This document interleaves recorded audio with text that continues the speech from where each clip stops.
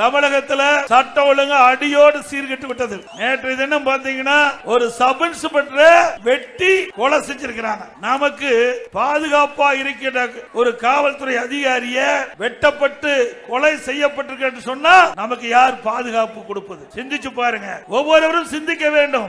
இன்றைக்கு காவல்துறை உதவி ஆய்வாளர் படுகொலை செய்யப்பட்டிருக்கின்றால் சாதாரண விஷயம் அல்ல. இன்றைக்கு நாட்டிலே சட்ட ஒழுங்கு அடியோடு சீர்கட்ட வேண்டும் என்பது நான் தொடர்ந்து வலியுறுத்தி வருகிறேன். அது இன்றைய தினம் நிரூபணமாக இருக்கின்றது. நம்மை காக்க வேண்டிய காவல்துறைக்கு இப்படிப்பட்ட நிலை என்பதை நாம் ஒவ்வொருவரும் சிந்தித்து பார்க்க வேண்டும்.